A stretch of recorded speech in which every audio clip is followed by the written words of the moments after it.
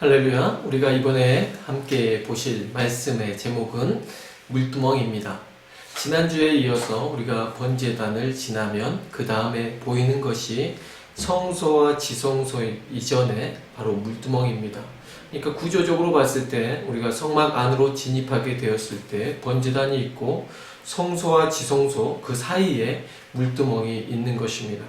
우리가 말씀에서 그 위치를 찾아볼 수가 있는데요.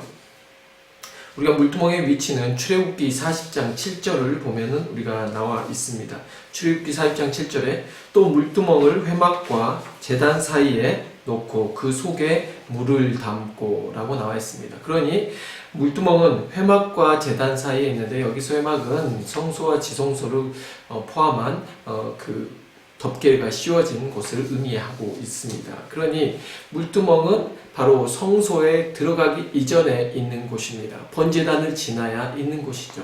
지난번에 번제단의 의미는 칭의적인 측면을 갖고 있다고 했습니다. 칭의라는 것은 우리가 예수 그리스도를 먼저 영접하게 되어지는 것을 바로 거듭났다라고 말합니다. 우리가 이것에 대해서 오늘날로 현대에 와서는 예수님 때부터 시행되었죠. 바로 물세례 입니다. 세례는 바로 한 번 받죠. 여러분이 매번 받지는 않습니다. 우리가 물론 성찬은 우리가 매해 또 여러 번 할수록 좋습니다. 그런데 중요한 거는 우리가 알아야 될 건 세례는 한 번이라는 거죠. 우리가 두 번, 세 번 이렇게 받는 것이 아닙니다. 마찬가지로 우리가 세례의 의미는 목욕을 뜻하는 겁니다. 목욕은 물론 한 번 씻는다라고 하는 것은 아니죠. 목욕도 뭐 자주 하잖아요. 그런데 우리가 말하는 것은 이 머리부터 발끝까지 씻는 것을 말합니다. 그래서 우리가 물두멍에서 하는 것은 바로 손발을 씻는 것입니다. 제사장들이 제사로 나아가기 전에 바로 손발을 씻는 것이죠. 그래서 정결하게 해서 들어가는 건데요. 번제단에서 행하는 것과 물두멍에서 행하는 것이 차이가 있는 것은 번제단에서 하는 것은 단회성입니다. 단 한 번으로 말미암아 거듭나는 것이고 또한 물두멍은 우리가 거듭 행할 수 있는 것이죠. 그러므로 인해서 성화를 의미합니다. 그래서 첫 번째는 칭의, 말 그대로 우리가 의롭다함을 여겨지는 것. 예수 그리스도께서 죄인들에게 너는 의롭다라고 하시면서 예수 그리스도의 의로 말미암아 우리의 죄인들을 덮어주시는 것.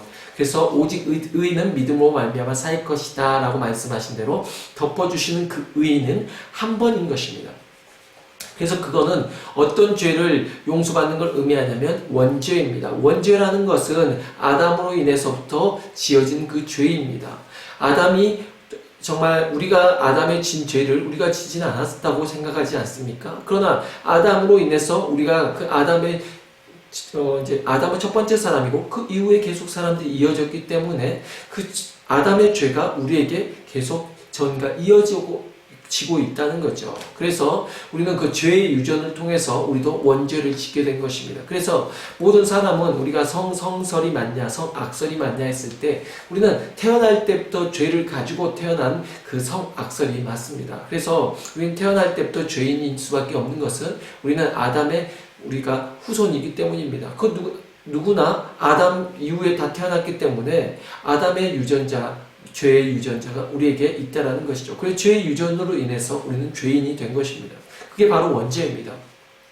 아담이 선악과를 먹음으로 말미암아 에덴 동산에서 추방되었고 그가 생명을 잃고 사망에 이르게 되었습니다. 그때부터 사망이 있었던 것이죠. 그러니 우리가 다시 생명을 얻으려면은 그 아담의 그 죄를 해결해야 된다는 것입니다. 로마서에서는 아담은 바로 첫 번째 아담 그리고 두 번째 아담을 바로 누구라고 표현하냐면 예수 그리스도라고 말합니다. 첫 번째 아담으로 통해서 우리에게 사망이 드리워졌다면 두 번째 아담을 통해서 우리에게 생명의 역사가 있는 것이죠. 그래서 예수 그리스도를 믿음으로 말미암아 우리가 구원을 얻게 되는 것입니다. 마찬가지로 이거는 바로 칭의입니다. 예수 그리스도로 말미암아 우리가 한번 구원 얻게 되는 것이죠. 그러면 예수를 믿고 이제 우리가 살아갈 때 이제 우리가 구원 받았으니까 마음대로 살아도 되네? 그건 아니라는 거죠. 예수 그리스도를 믿는 사람들이 이제는 어떤 모습으로 살아야 되냐면 이 전 것은 지나갔으니 보라 새 것이 되었도다 라고 말씀하신 대로 이 전의 삶이 아니라 새로운 삶을 살게 되어져야 된다는 것입니다. 그렇기 때문에 예수 그리스도의 모습 그리고 예수 그리스도의 그 행실을 우리가 담고자 하는 것이죠. 그래서 우리가 예수님 닮고 싶어요. 그렇기 때문에 예수님을 따라 살기 위해서는 우리는 부단히도 어떻게 해야 될까? 노력해야 되죠. 예수 믿고 나서 교회 안에 들어오면 바로 우리가 거듭난 삶, 정결한 삶 살 수 있으면 얼마나 좋겠습니까? 그러나 우리의 모습을 돌아보면 그 순간에 첫 번째 은혜를 받았을 때는 너무 좋아서 우리가 뭔가 변화된 것 같지만 뚜껑을 열어보니 막상 그러지 못합니다. 왜 그렇습니까? 여전히 우리에게는 자범죄가 있기 때문입니다. 매일같이 짓는 죄, 이걸 보고 바로 자범죄라 그럽니다. 우리가 목욕을 했다고 하더라도 우리가 목욕탕에 갔다 와가지고 집에 들어왔는데 목욕했으니까 나는 깨끗하니까 그대로 눕지는 않죠. 오는 동안에 양말을 신고 왔든 어쨌든 우리가 발을 또 씻어야 되고 또 자기 전에 우리가 그래도 손발은 또 씻지 않습니까? 그런 것처럼 특히 오늘날 같은 경우에는 우리가 코로나로 인해서 지속적으로 어디를 가든지 자주 사용하는 게 무엇이죠? 손소독제입니다. 아니 우리가 한번 소독제를 발랐으면 됐잖아요. 정결케 됐다라고 생각하지만 그렇지 않지 않습니까?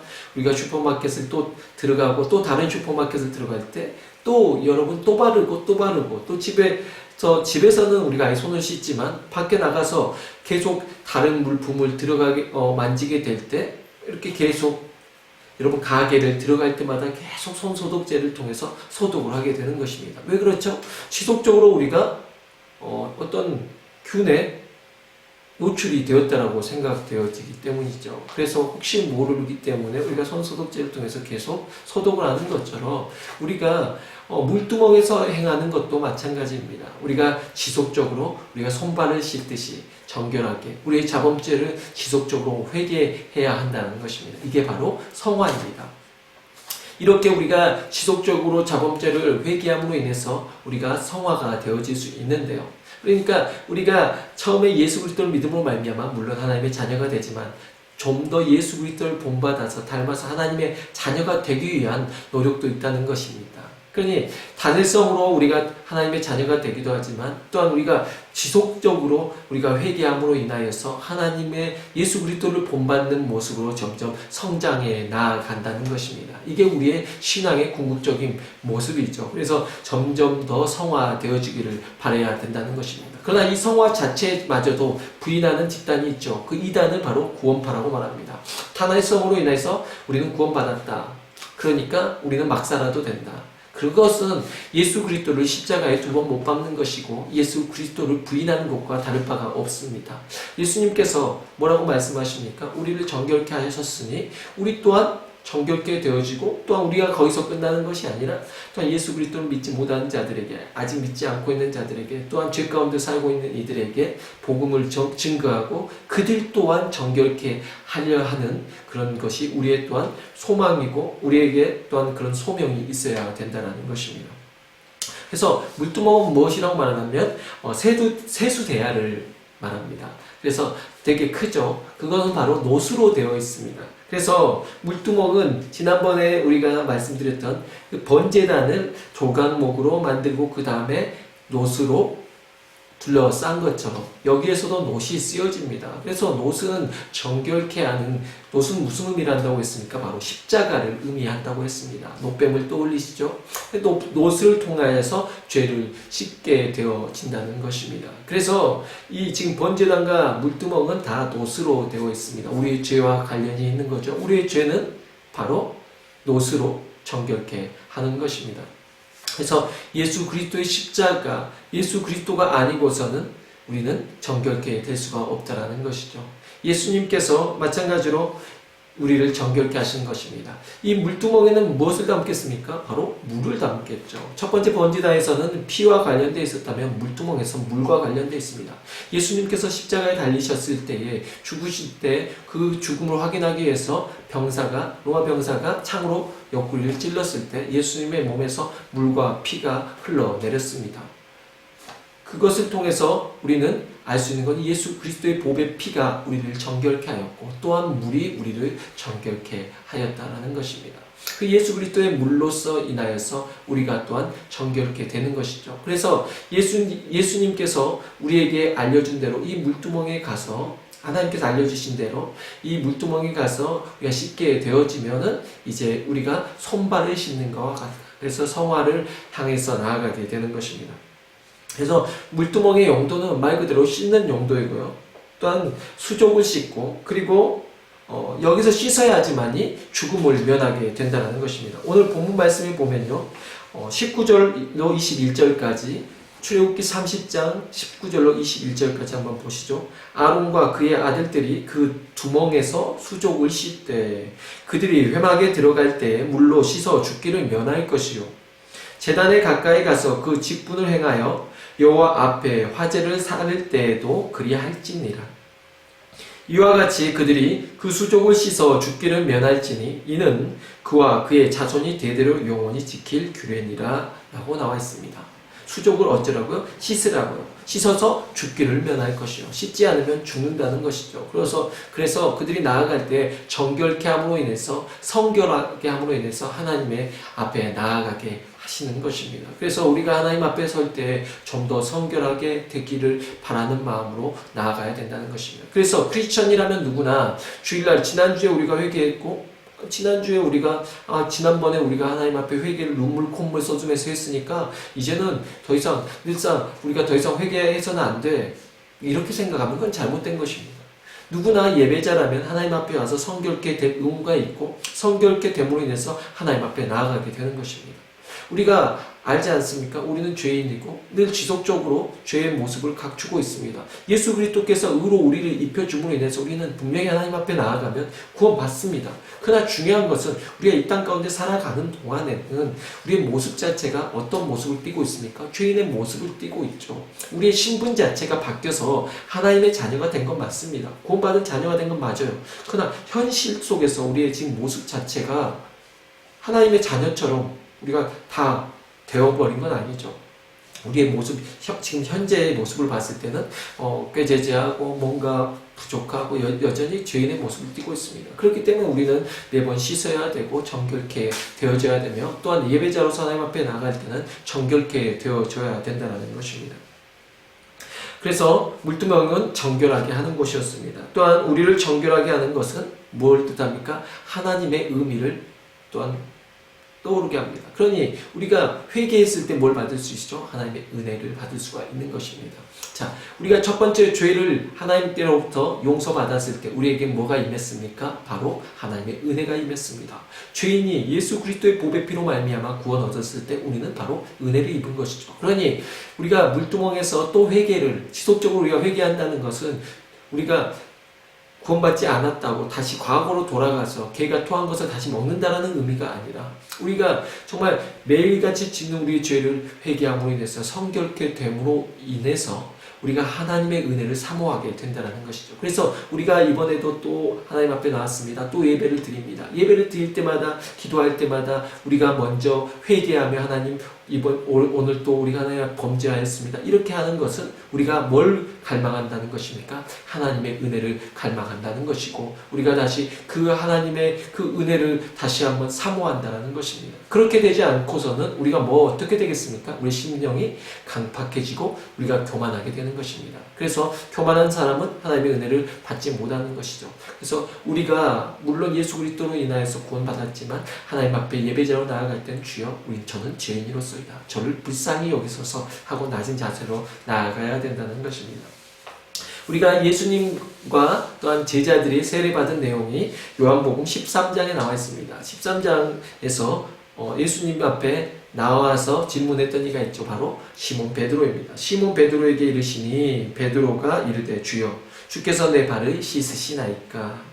예수께서 대답하여 이르시되 내가 하는 것을 네가 지금은 알지 못할 것이지만 이후에는 알 것이다. 베드로가 이르되 내 발을 절대로 씻지 못할 겁니다. 예수께서 대답하시되 내가 너를 씻어주지 아니하면 네가 나와 상관이 없다 라고 말씀하십니다.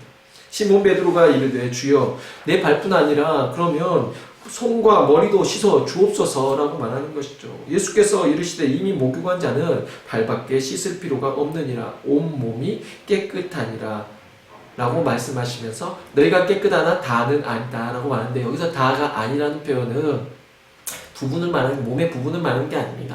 제자들 중에서 깨끗하지 아니한 사람도 있다라고 말합니다. 그 깨끗하게 되지 않은 사람은 누구를 뜻하냐면 가룟 유다를 말합니다. 가룟 유다가 이때부터 예수님을 팔 생각을 하고 있었는데요. 그때 또 때마침 이 세족식이 또 거행이 됩니다. 그러면서 더욱더 우리가 거듭남과 거듭나지 못함에 대해서 다시 한번 떠올리게 되는 거죠. 안타깝게도 예수님의 제자 중에서도 거듭나지 못한 사람이 있었죠. 그게 바로 가룟 유다입니다. 안타깝죠. 다 씻어졌죠. 다 씻었지만 다는 아닌 겁니다. 그래서 다른 제자들은 다 몸 씻었습니다. 그렇기 때문에 예수님께서 그들의 발을 씻어주시면서 아니야, 너희가 구원받았다 할지라도 매일처럼 너희가 발을 씻는 성화를 위해서 너희들이 노력해야 된다. 신앙인들이라면 너희가 나의 제자가 되기 위해서는 지속적인 성화를 위해서 노력해야 된다라고 가르쳐 주시는 것입니다. 요한복음 13장 14절에서 내가 주와 또는 선생이 되어 너희의 발을 씻었으니 너희도 서로 발을 씻어주는 것이 옳으니라 라고 말씀하시면서 자신의 발도 씻어주는 것이 중요하지만 또한 서로가 서로의 발을 씻어주는 것이 중요하다. 그런데 내 죄뿐만이 아니라 남의 죄를 위해서도 우리 주변에 또 우리 교회 안에서나 우리 또한 주변에 무슨 죄 진 것을 보았을 때 그들을 위해서 기도해 주는 게 중요하고 그들이 또한 회개할 수 있도록 하나님께서 그들의 마음을 열어주시라고 기도하는 것도 중요하고 또한 그 잘못된 부분에 있어서 지적하고 책망하는 것 그런 부분보다 그들의 죄를 꼭 나의 죄로 생각하며 가슴 아프게 함께 우리가 회개해 줄 필요성이 있습니다. 그래서 서로가 서로를 위해서 발을 씻어주는 것이 옳다라는 것입니다.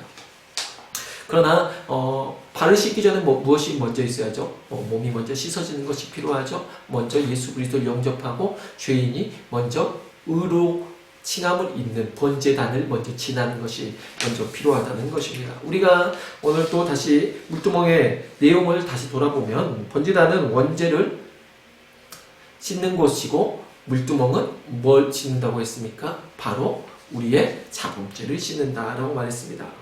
여기서 물은 깨끗하게 하다, 정결하게 하다라는 것이죠. 그래서 우리가 이 물로서 정결케 되어지는 건데요. 우리는 또한 여기에서 하나 알아야 될 것은 물은 또 뭘 의미하냐면 말씀을 의미하기도 합니다. 그래서 우리는 날마다 말씀으로 새롭게 되어져야 한다는 것입니다. 그냥 물이 의미하는 것이 물을 사용해서 깨끗게 해야겠다 해서 우리가 뭐 성수를 뿌리듯이 그게 아니고 정말 여기에서 의미하는 것은 우리가 이제는 예수 그리스도의 보배 피로 말미암아 구원함을 얻었으면 이제는 매일처럼 깨끗게 되어져야 하는데 그냥 우리가 그러면 의미만 가지고 우리 깨끗게 되어져야겠다가 아니고 우리를 깨끗게 할 수 있는 물의 효과가 무엇이죠? 바로 하나님의 말씀. 예수 그리스도의 말씀이 우리를 정결케 한다는 것입니다. 그래서 우리가 그 말씀을 늘 가지고 살아가야 된다는 것입니다. 에베소서 5장 26절은 이렇게 기록하고 있습니다. 이는 곧 물로 씻어 말씀으로 깨끗하게 하사 거룩하게 하시고 말씀으로 깨끗하게 하셨다라고 기록하고 있습니다. 그러면서 우리가 어떻게 해야 된다고요? 말씀으로 정결케 되어져야 된다라고 하고 있습니다.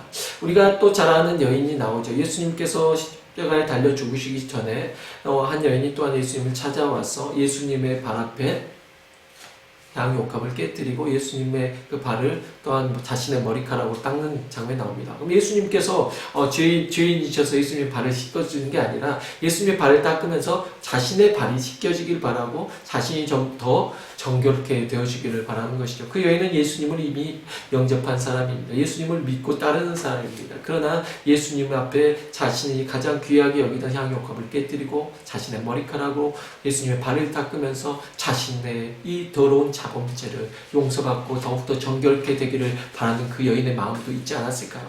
물론 예수님의 장례를 준비했지만 그 여인의 마음이 주여 나는 죄인이로소이다. 내가 정결케 되어지길 바라고 예수님 닮기를 소망합니다. 예수님의 의로우심으로 인하여서 내가 정결케 되어지기를 소망합니다. 라는 거 아니겠습니까? 예수님을 그 여인이 닦았지만 본인이 닦여지기를, 본인이 정결케 되어지기를, 본인이 성화되기를 바랬을 것입니다. 중요한 것은 여기에서 알아야 될 것은 물두멍에서도 놋으로 물두멍이 만들어지지만 특별합니다. 여기에 쓰여진 놋은 바로 이 성막, 회막 안에서 일하던 여인들의 수종들던 여인들의 거울로 손거울로 만들어진 겁니다. 당시는 오늘날 같이 유리가 없었기 때문에 바로 이 놋을 통해서 여인들의 거울을 사용을 했는데요. 뭐 놋은 여러 가지 사용됐을 수 있지 않겠습니까? 우리나라 같은 경우도 예전에 노수를 통해서 밥그릇도 만들고 용왕도 만들고 그랬지만, 노스의 사용도가 많겠지만, 여러 노스를 다 모아서 다른 것도 만들 수 있겠지만, 특별히 물두멍에 쓰여진 노스는 바로 회막 안에서 일하던 여인들의 손거울로 사용됐다는 것입니다. 거울의 용도는 무엇이죠? 바로 우리의 모습을 바라보는 것입니다. 우리의 외모뿐만이 아니라 우리의 내적인 마음도 정결케 되어지기를 바라는 마음으로 이 물두멍을 만들 때 회막 안에서 수종들던 여인들의 이 놋 거울을 통해서 만든 것입니다. 그러니 우리가 물두멍 앞에 가면 뭐가 비춰야 되는 것입니까? 우리의 외모가 비춰지는 것이 아니라 우리의 내면이 비춰져야 되고, 우리 그 물두멍 안에 그 물속에 어떻게 보면 우리 얼굴도 비치지 않겠습니까? 그러나 중요한 것은 이 놋으로 만들어진 이 물두멍을 통해서 우리의 죄가 비춰져야 될 줄로 믿습니다. 그래서 우리 자신이 비춰지고 우리는 죄인입니다, 주님 하면서 회개하며 나아가야 된다는 것입니다. 이 정말 예수님 앞에 와서 강요값 깨뜨려서 자신의 죄가 닦여지길 바랬던 그 여인도 예수님의 발에서 오히려 물두멍을 느끼지 않았을까요? 그래서 자신의 죄를 오히려 예수님의 그 발에서 비춰지길 바라고, 자신의 죄가 비춰졌을 때 눈물로써 예수님의 발을 닦고, 또 그러지 않았을까요? 우리가 정말 예수님 앞에 그러한 마음으로 정결하게 되어지기를 바라는 마음으로, 우리의 죄가 비춰지기를 바라는 마음으로 나아가야 될 줄로 믿습니다. 물두멍 앞에 가면 우리의 죄가 비춰지듯이 예수 그리스도 앞에 우리가 서게 되면 당연히 정말 주여 저는 죄인으로서이다 하지 않을까요? 우리가 정말 예수님 앞에 더욱더 정결케 되어지기 위해서 더욱더 나아가야 될 줄로 믿습니다. 물두멍은 크기가 없습니다. 다른 것들은 다 크기가 있습니다. 번지단 5규빗, 5규빗, 1규빗, 규빗이 다 정해져 있어요. 그런데 중요한 거는 물두멍만 하나님께서 어떻게 만들어라는 어떤 식양은 있었지만 하나님께서 그것의 사이즈를 알려주지 않으셨어요. 그러니 마음껏 만드는 겁니다. 어떻게 만들어야 될까요? 이걸 의미를 알아야지 잘 만들 수 있죠. 아, 귀하면 놋을 조금 써야 되니까 그러면 밥그릇만하게 만들면 되겠구나. 그러면 여러분 어떻게 되겠습니까? 밥그릇만큼 한다는 것은 내 죄가 이만큼밖에 안 됩니다. 내 죄가 이만큼만 사해지길 바랍니다 라는 게 되는 겁니다.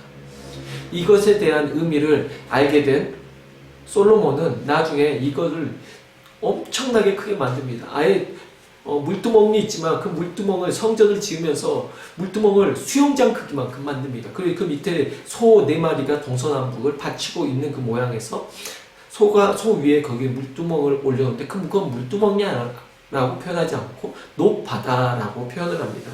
말씀을 왕하 25장 13절에 보면 나중에 이제 이스라엘이 멸망하게 되면서 여기에 있던 이제 성전에 있던 것들을 이제 빼앗기게 되는데 그 내용이 나와 있습니다. 갈대아 사람이 또 여호와의 성전의 두 놋 기둥과 받침들과 여호와의 성전의 놋바다, 여기에 놋바다는 바로 물두멍을 의미합니다. 놋바다를 깨뜨려 그 놋을 바벨론으로 가져가고, 나중에 바벨론으로 다 이걸 깨뜨려서, 너무 크니까 다 깨뜨려서 놋을 가지고 합니다. 왜냐면 놋 덩어리니까요. 그 당시에 자원이지 않겠습니까? 그래서 정말 이렇게 크게 만든 이유는 무엇입니까? 내 죄가 이만큼 많습니다. 무슨 죄가요? 나의 자범죄가.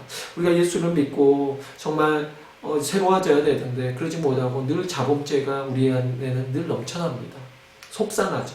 좀 내가 바뀌었으면 좋겠는데, 내 내면이 바뀌었으면 좋겠는데, 내가 좀 더 예수님을 닮았으면 좋겠는데 여전히 죄 속에 살고 있는 우리의 모습을 바라보게 됩니다. 그렇기 때문에 이 놋바다에서 정말 내 죄가 다 사해지길 바라고, 내 자범죄가 이리도 크니 주여 이처럼 이 바다처럼 이 큰 죄를 용서하여 주옵소서. 그러면서 물두멍을 크게 만든 것이죠. 그러면서 정말 우리의 큰 죄가 하나님 앞에 용서함 받고, 이 큰 죄가 용서함 받을 때 큰 은혜가 우리 가운데 임하기를 바라는 것입니다. 그래서 이 이제 죄가 용서받으면 뭘로 돌아올까요? 큰 은혜로 임하겠죠. 그래서 우리가 이런 말을 합니다. 죄 많은 곳에 은혜가 넘친다. 죄를 많이 지어라 은혜가 많다라는 말이 아니죠. 죄가 많은 곳에 은혜가 넘친다는 것은 그만큼 우리 많은 죄가 사해졌을 때 그만큼 큰 은혜 또한 임하기 때문입니다. 그래서 우리가 정말 그 은혜를 찬양하는 것이지, 우리가 죄를 많이 짓자 그러면 은혜가 넘칠 것이다 이런 표현이 아닙니다. 하나님의 그 한량없는 은혜, 우리가 큰 죄인임을, 우리가 스스로 내가 작은 조금밖에 죄를 안 지었습니다가 아니라 우리가 정말 큰 죄인입니다. 죄인입니다. 하나님 앞에 나와서 죄를 적게 지은 사람이라 할지라도 하나님 저는 큰 죄인입니다 라고 한 사람에게 큰 은혜가 임할 것이고, 죄를 많이 졌지만 저는 죄를 얼마 안 지었어요 라는 사람에게는 은혜가 임하지 못할 것입니다. 그래서 우리는 그걸 돌아봐야 된다는 것입니다. 계시록 4장 6절에서는 또 이 물두멍을 뭘로 표현하고 있냐면, 계시록에서는 유리바다라는 표현을 씁니다. 보좌 앞에 수정과 같은 유리바다가 있고 보좌 가운데 보좌 주위에 네 생물이 있는데 앞뒤에 눈들이 가득하더라. 여기에서 나온 바로 유리바다가 물두멍을 뜻합니다. 그래서 그 유리바다는 바로 노스로 만들 때도 비치지만 유리로 만들면 더 잘 비치지 않겠습니까? 그럼으로 인해서 그 바다도 엄청 큰데, 우리가 그게 이제는 그 유리 바다를 통해서 우리가 죄 용서받고 하나님 앞에 큰 은혜를 받았음으로 인해서 그 은혜를 감사할 수밖에 없다는 것이죠. 아니, 그 물두멍에 차 있는 그 물처럼 우리의 눈물이 되어지고 하나님 앞에 그 받은 은혜를 감사하면서 살게 되는 것입니다. 사랑하는 성도 여러분, 어떠한 마음으로 신앙생활을 하고 있습니까? 다 이미 예수 그리스도로 인해서 구원을 받았기 때문에 나는 이제 의인이 되었으니까 난 더 이상 죄책감 갖지 않아도 됩니다 라는 생각으로 살고 계십니까? 아니면 늘 우리는 하나님의 자녀가 되었지만 그렇기 때문에 더욱더 가슴 아프고, 예수 그리스도께서 왜 나 같은 죄인을 위해서 죽어주셨는지, 나는 여전히 이렇게 늘 자범죄 가운데서 허덕이고 힘들어하는데, 이 죄인의 모습 때문에 나는 내 스스로가 힘들어하는데 하나님이 나 같은 죄인을 왜 살려주셨는지, 그걸 생각하면서 오늘 또 예배 앞에 나와서 하나님, 예배자로서 저는 부족함이 넘쳐나는데 저 같은 죄인을 어찌하여 이렇게 사랑하여 주시고 용서하여 주십니까? 그러면서 회개하면서 눈물을 쏟는 우리가 되어져야 될 줄로 믿습니다. 그래서 여러분이 정말 나는 큰 죄인입니다, 바울처럼 저는 죄인 중에서도 괴수입니다, 괴물입니다, 저같이 큰 죄를 지은 사람 어찌 나를 쓰실 수가 있습니까? 하면서 그러한 마음을 가질 때, 이런 낮은 마음으로 하나님 앞에 회개하는 마음으로 지속적으로 나아갈 때 지속적인 은혜 또한 받을 수 있는 것입니다. 돌아보십시오. 요즘 왜 내가 은혜를 받지 못하지? 왜 내게 변함이 없지? 내가 점점 강팍해져 가는지 생각해 볼 때 우리가 물두멍을 건너뛰지는 않았는지 돌이켜봐야 된다는 것입니다. 물두멍 앞에서 우리의 죄가 사해지고 주 예수 그리스도 앞에서 우리가 더욱더 정결케 되어지기를 소망합니다. 다 같이 기도하시겠습니다.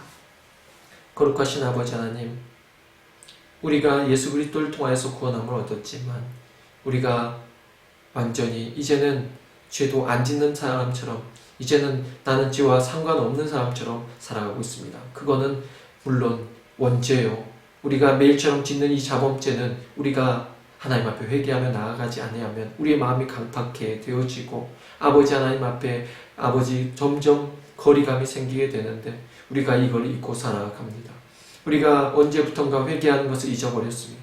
우리가 언제부턴가 하나님 앞에 나와서 예배 드릴 때 주여 나는 죄인입니다 라고 아버지 고백하는 그 고백이 사라졌습니다. 주여, 우리가 먼저 하나님 앞에 나와서 우리의 죄됨을, 하나님 우리가 매일처럼 짓는 이 죄를 인하여서, 오늘 또 지은 이 죄를 인하여서 하나님 앞에 가슴을 찢고 옷을 찢지 않고 애통하며 가슴을 찢고 애통하며 기도하게 인도하여 주시옵시고, 우리의 죄가 사함 받았을 때, 우리가 큰 죄인임을 고백했을 때, 우리의 큰 죄가 사해졌을 때 우리에게 넘쳐나는 은혜 또한 있다는 것을 기억할 때 우리가 고백하게 하옵소서. 주여, 우리는 죄인입니다. 주여, 그러니 주여 우리의 죄를 용서하시고 우리에게 은혜를 더하여 주시기를 간절히 소망하는 아버지 우리가 되어질 수 있도록 인도하여 주옵소서. 오늘 또 우리의 마음이 열어지기 원하고 우리의 마음이 더 점점 강팍함이 사라지고 교만함이 사라지고 주님 앞에 은혜를 사모하며 겸손한 자세로 신앙생활하게 되기를 소망하고 예수님의 이름으로 기도합니다. 아멘.